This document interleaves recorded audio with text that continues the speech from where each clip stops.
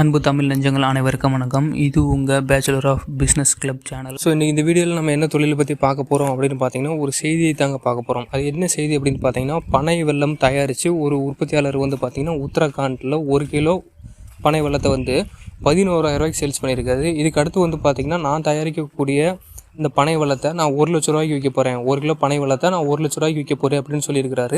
இன்றைக்கி ஒரு சில சேனல் பார்த்திங்கன்னா ஹாட் டாப்பிக்கே பார்த்திங்கன்னா இந்த தொழிலை தான் சொல்லிட்டு இருக்கிறாங்க.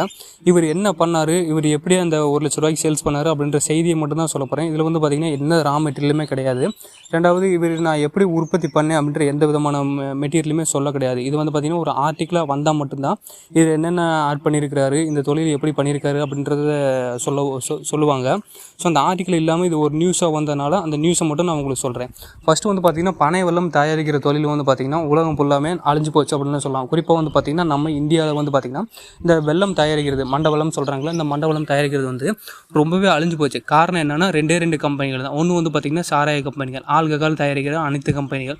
இன்னொன்று பார்த்திங்கன்னா சர்க்கரை ஆலைகள். இவங்க எந்தெந்த தொழிலை கெடுத்தாங்க அப்படின்னு பார்த்திங்கன்னா, பனை வெல்லத்தையும் வச்சு ரெண்டாவது பார்த்திங்கன்னா இந்த தென்னை வெல்லம், இது ரெண்டுமே தயாரிப்பாங்க. இது எப்படி அப்படின்னு பார்த்திங்கன்னா, பனை மரத்துலேருந்தும் தென்னை மரத்துலேருந்தும் கிடைக்கக்கூடிய அந்த கல்லை வச்சு தான் பார்த்திங்கன்னா வெல்லம் அப்படின்ற ஒன்று தயாரிப்பாங்க. ஸோ இந்த வெல்லம் தயாரிக்கும் போது நம்ம உற்பத்தியாளர்கள் எல்லாமே என்ன பண்ணுவாங்கன்னு பார்த்திங்கன்னா, இந்த கல்லை டேரெக்டாக அப்படியே எடுத்து வெல்லமாக மாற்றிடுவாங்க. இது பார்த்திங்கன்னா ஒரு பொருள் வச்சு ஒரே பொருள் தான் தயாரிக்கிறது. ஆனால் அந்த பெரிய பெரிய ஃபேக்ட்ரி பார்த்திங்கன்னா ஒரு பொருளை வச்சு 4 பொருள் 5 பொருள் தயாரிக்கிறாங்க. அது என்ன அப்படின்றது நான் சொல்கிறேன். ஃபஸ்ட்டு பார்த்திங்கன்னா நம்மளோட அந்த உற்பத்தியாளர்கள் எல்லாமே என்ன பண்ணுவாங்கன்னா, இந்த தென்னங்கல் பனங்கல் பார்த்திங்கன்னா இறக்குவாங்க. இறக்கிட்டு பார்த்திங்கன்னா டேரெக்டாக அவங்களோட இடத்துல வச்சு இந்த பனை வெல்லம் அப்படின்றத தயாரிப்பாங்க, நாட்டு சக்கரை அப்படின்றத தயாரிப்பாங்க. தயாரித்து அவங்க பார்த்திங்கன்னா ஒரு கிலோவே ஸ்டார்டிங்லேயே 30 ரூபா 40 ரூபா அப்படின்றதான் உற்பத்தி விலையிலே பார்த்திங்கன்னா சேல்ஸ் பண்ணுவாங்க. நம்ம கையில் வரும்போது பார்த்திங்கன்னா ஒரு கிலோ பார்த்திங்கன்னா 40 ரூபா அப்படின்றதுலேருந்து 70 ரூபா 80 ரூபா, அதிகபட்சமாக 100 ரூபாய் கூட தாண்டினதே கிடையாது. ஆனால் இந்த பெரிய பெரிய ஃபேக்ட்ரிக்காரன்லாம் பார்த்திங்கன்னா ஒரே ஒரு பொருள் வச்சு 4 பொருள் 5 பொருள் தயாரித்து கோடிக்கணக்கான லாபம் பார்த்துட்டு அவன் தயாரிக்கக்கூடிய அந்த ஜீனின்ற ஒரு பொருள் பார்த்தீங்கன்னா அதுவே பார்த்தீங்கன்னா இந்த பனை வெல்லத்துக்கு ஈக்குவலான ஒரு ரேட்டில் தான் சேல்ஸ் பண்ணிகிட்டே இருக்கிறான். ஆனால் அந்த பனை வெல்லத்தில் என்னென்னலாம் சத்துக்கள் இருக்குது அப்படின்னு பார்த்தீங்கன்னா, பனை வெல்லம் அப்படின்றது பார்த்திங்கன்னா காரத்தன்மையான உணவு. அப்படின்னா என்ன அப்படின்னு பார்த்தீங்கன்னா, உடம்புல மனுஷனுக்கு பார்த்திங்கன்னா காரத்தன்மை அமிலத்தன்மை அப்படின்ற 2 தன்மை தான் இருக்குது. மனிதனுக்கு அதிகமாக பார்த்திங்கன்னா அந்த காரத்தன்மை அதிகமாக இருந்தால் தான் எந்த ஒரு வியாதியுமே வராது. குறிப்பாக பார்த்திங்கன்னா நம்ம ஊரில் இருக்கிற சித்தர்கள் எல்லாமே அவங்க உடம்பை பார்த்திங்கன்னா காரத்தன்மை அதிகமாக ஆக்கி வச்சுருந்தாங்க. அதாவது நம்மளோட உடம்புல இருக்கிற அந்த pH வேல்யூ இருக்குது பார்த்திங்களா, அந்த pH வேல்யூவை எவ்வளோ தூரத்துக்கு அதிகமாக வச்சுருக்குமோ அந்தளவுக்கு பார்த்திங்கன்னா நமக்கு நோய் அப்படின்றது வராது. எந்த விதமான புது நோய்கள் வந்தாலும் சரி, பாம்பு கொத்தினாலும் சரி, இல்லை வேறு என்ன நிகழ்வு நடந்தாலும் சரி, நம்ம உடம்பு பார்த்திங்கன்னா அதுக்கு அப்சர்வ் பண்ணிக்காது. காரணம் பார்த்திங்கன்னா உடம்புல அதிகமாக காரத்தன்மை இருக்கிறனால தான், அந்த pH லெவல் அதிகமாக இருக்கிறனால தான்.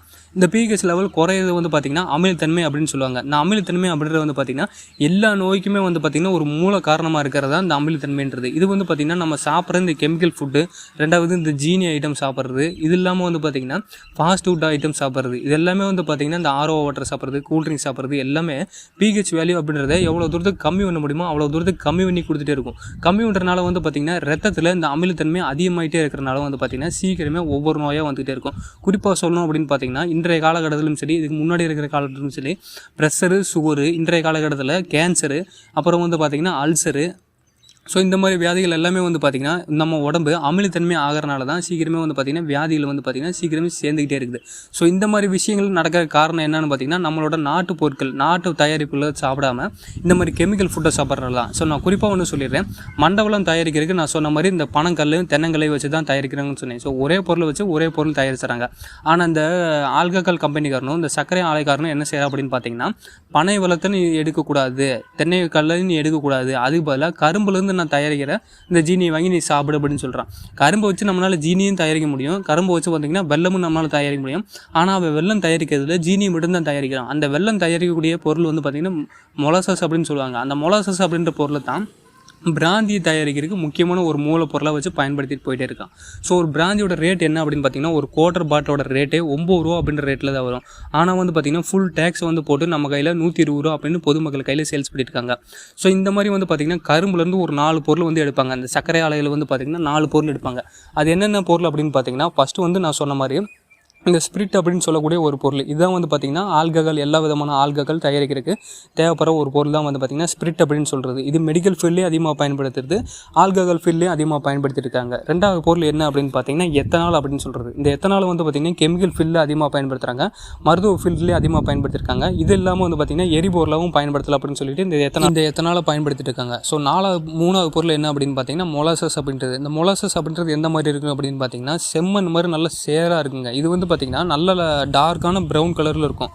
அதாவது ப்ரௌன் கலரும் இந்த சிவப்பு கலரும் சேர்ந்தா எந்த விதமான அதிகமான ஒரு கருப்பு கலர் மாதிரி கொடுக்கும் பார்த்தீங்களா, அந்த மாதிரி கலரில் தான் இந்த மொலாசஸ் அப்படின்ற ஒரு பொருள் இருக்கும். ஸோ இந்த மொலாசஸ்ன்ற பொருளை வச்சு இவங்க என்ன பண்ணுவாங்க அப்படின்னு பார்த்தீங்கன்னா, இந்த மொலாசஸ்ன்ற பொருளை வச்சு நாம் இந்த வெல்லம் தயாரிக்க முடியும். ஆனால் அந்த வெல்லம்லாம் தயாரிக்க கிடையாது. அதுக்கு பதிலாக வந்து பார்த்திங்கன்னா இந்த மாதிரி ஆல்கஹால் தயாரிக்கிற கம்பெனியில் கொடுத்துறாங்க. முக்கியமாக 90% மொலாசஸ் பொருளை வச்சு என்ன பண்ணுறாங்கன்னு பார்த்தீங்கன்னா பிராந்தி தான் அதிகமாக தயாரிச்சுட்டே இருக்காங்க. ஸோ அந்த பிராந்தி தயாரிக்கிறதுக்கு ஒரு கழிவு பொருளாக தான் இந்த மொலாசஸ் அப்படின்ற ஒரு பொருள் வந்து கிடைக்குது. அதாவது இந்த சர்க்கரை ஆலைகளில் கழிவு பொருளாக கிடைக்கக்கூடிய மொலாசஸ் அப்படின்ற பொருளை வச்சு நம்மளால் வெல்லம் தயாரிக்க முடியும். ஆனால் வெல்லம் தயாரிக்கிறது இல்லை, அதுக்கு வந்து பார்த்திங்கன்னா பிராந்தியை தயாரிச்சுறாங்க. வெல்லம் தயாரிக்கிறது நல்லது, ஆனால் வெல்லம் தயாரிக்காமல் இந்த பிராந்தியை தயாரித்து சேல்ஸ் பண்ணிகிட்டு இருக்கிறாங்க. நாலாவது என்ன அப்படின்னு பார்த்தீங்கன்னா வெள்ளை சர்க்கரை, அதாவது நம்ம வீட்டில் பயன்படுத்துகிறோம்ல ஜீனி, அந்த ஜீனி தான்.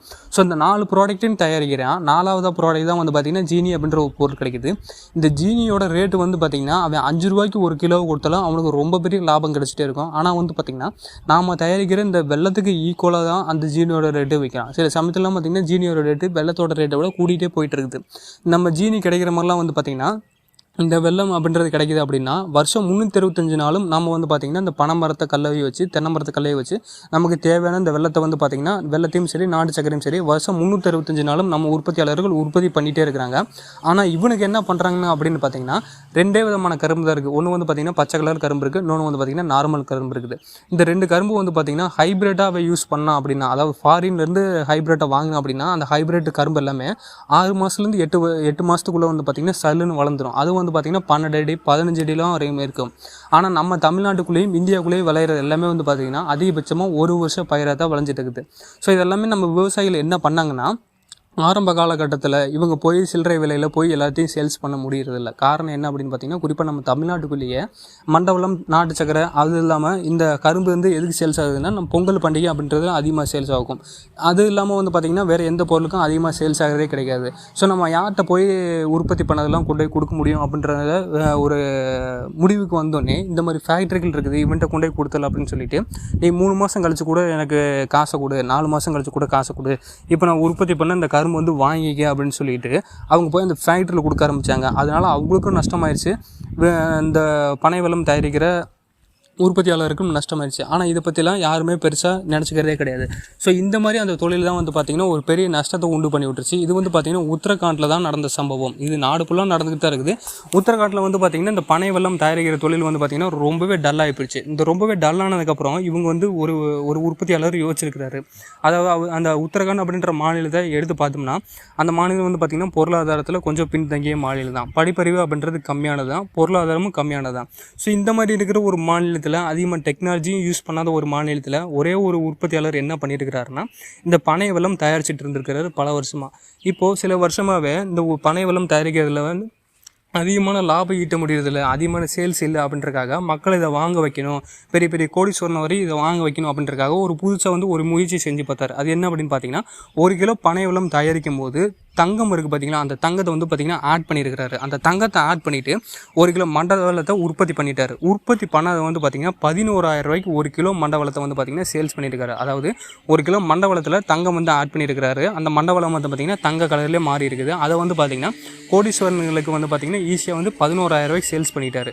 அது அடுத்ததுக்கு வந்து பார்த்திங்கன்னா அவர் செஞ்ச அதே தங்கம் கலந்த மண்டவளத்தை வந்து பார்த்திங்கன்னா எத்தனை வகையான ஸ்வீட்ஸ் இருக்கோ அத்தனை வகையான ஸ்வீட்ஸையும் தயாரிச்சிருக்கிறாரு. அப்படி தயாரிச்சுட்டு அவங்கள்ட்டே வந்து பார்த்திங்கன்னா மார்க்கெட்டிங் பண்ணியிருக்கிறாரு. அதுலேயும் வந்து பார்த்திங்கன்னா 11,000 ரூபாய்க்கு மேலே அதிகமான சேல்ஸ் எடுத்துட்டார். ஸோ அவங்க பண்ணுற இந்த சின்ன சின்ன விஷயம்லாம் ஃபஸ்ட்டு சக்ஸஸ் ஆயிடுச்சு. ஒரு பொருளை வந்து பார்த்திங்கன்னா மதிப்பு கூட்டு பொருளை மாற்றிட்டார். ஒன்று வந்து பார்த்திங்கன்னா ஃபஸ்ட்டு இந்த தங்கம் அப்படின்றத கலந்துட்டார். 2வது தங்கம் கலந்து அந்த மண்டவளத்தை டைரெக்டாக விற்றார். 3வது வந்து பார்த்திங்கன்னா தங்கம் கலந்த மண்டவளத்தை டைரெக்டாக அந்த இனிப்பு அப்படின்றத பொருளை மாற்றிட்டார். அதாவது இந்த ஸ்வீட்ஸை மாற்றிட்டார். நம்ம சாப்பிடக்கூடிய அந்த சின்ன சின்ன ஸ்வீட்ஸ் எல்லாமே இருக்குது பார்த்திங்கன்னா அந்த மாதிரி ஸ்வீட்ஸ் எல்லாமே மாற்றிட்டாரு. இப்படி மாற்றினால இது 3லையுமே நல்ல வரவேற்பு கிடச்சிருச்சு.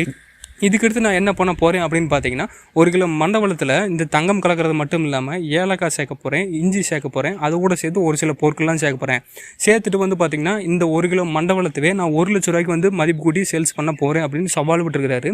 இந்த நியூஸ் வந்து பார்த்தீங்கன்னா வேர்ல்டு ஃபுல்லாகவே ஒரு ஹாட் டாபிக் ஆயிடுச்சு. ஏன் அப்படின்னு பார்த்தீங்கன்னா, ஃபஸ்ட்டு 1 கிலோ மண்டவளத்தில் வந்து தங்கம் கலந்தது அப்படின்றது ரொம்ப பெரிய விஷயம். அது வந்து பார்த்தீங்கன்னா 11,000 ரூபாய்க்கு சேல்ஸ் பண்ணது 2வது மிகப்பெரிய விஷயம். 3வது வந்து பார்த்தீங்கன்னா, இது கூட இன்னும் ஒரு சில பொருட்களாமே ஆட் பண்ணி 1 கிலோ மண்டவளத்தை நான் 1 லட்ச ரூபாய்க்கு சேல்ஸ் பண்ண போகிறேன் அப்படின்னு சவால் விட்டது 3வது மிகப்பெரிய விஷயம்.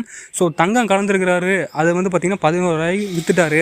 3வது 1 லட்ச ரூபாய்க்கு சேல்ஸ் பண்ண போகிறாரு அப்படின்னு இவர் அறிவிப்பு கொடுத்தோன்னே இருக்கிற எல்லா டிவி சேனல்ஸுமே வந்து பார்த்திங்கன்னா இவர்கிட்ட போய் விழுந்துட்டாங்க. அதாவது வந்து பார்த்திங்கன்னா இங்கிலீஷ் நியூஸ் சேனல் எல்லாமே இவர்கிட்ட போய் பேட்டி அளிக்க ஆரம்பிச்சிட்டாங்க. இவர்கிட்ட பேட்டியில் வந்து பார்த்திங்கன்னா என்னென்ன இன்க்ரீடியன்ட் அப்படின்றது எதுவுமே சொல்லலை. அது வந்து ஒரு ஆர்டிக்கலாக வந்தால் மட்டும்தான் இவர் என்னென்னலாம் சேர்த்துருக்கிறாரு அப்படின்றதெல்லாம் சொல்ல போகிறாங்க. அதுக்கு முன்னாடி இவர் என்னென்னலாம் ரா மெட்டீரியல் யூஸ் பண்ணி இந்த மண்டவளத்தை வந்து ரெடி பண்ணார் அப்படின்ற எந்த தகவலுமே சொல்லலை. இதுக்கடுத்து வந்து பார்த்தோம்னா அந்த 1 லட்ச ரூபாய்க்கு சேல்ஸ் பண்ணக்கூடிய அந்த 1 கிலோ மண்டவளத்துலையும் என்னென்னலாம் ஆட் பண்ண போகிறாரு அப்படின்றதையும் அவங்க சொல்லவே இல்லை. ஸோ அதை சொன்னாங்க அப்படின்னா நான் வந்து கண்டிப்பாக உங்களுக்கு அந்த ஆர்டிக்கலையும் நான் உங்களுக்கு ஸ்க்ரீன்ஷாட் பண்ணி நான் உங்களுக்கு கொடுக்குறேன். இதில் நான் என்ன சொல்ல வரேன் அப்படின்னு பார்த்தீங்கன்னா, ஒரு பொருள் வந்து நம்ம மதிப்பு கூட்டு பொருளை மாற்றினா எவ்வளோ வேணாலும் சம்பாதிக்கலாம் அப்படின்றதான் வந்து பார்த்திங்கன்னா இன்றைக்கி இந்த ஒரு தகவலை நான் உங்களுக்கு கொடுக்குறேன். இது வந்து பார்த்திங்கன்னா இதுவரையும் இருக்கிற எல்லா விவசாயமே வந்து பார்த்திங்கன்னா ஒரு சாதனையாக செஞ்சுருக்காங்க. எந்த ஒரு படிப்பறிவும் இல்லாமல் எந்த ஒரு டெக்னாலஜி இல்லாமல் இருக்கிற ஒரு விவசாயி வந்து பார்த்திங்கன்னா இவ்வளோ தூரத்துக்கு சாதிச்சிருக்காரு அப்படின்றத நான் அந்த வீடியோவில் சொல்ல வரேன். நன்றி.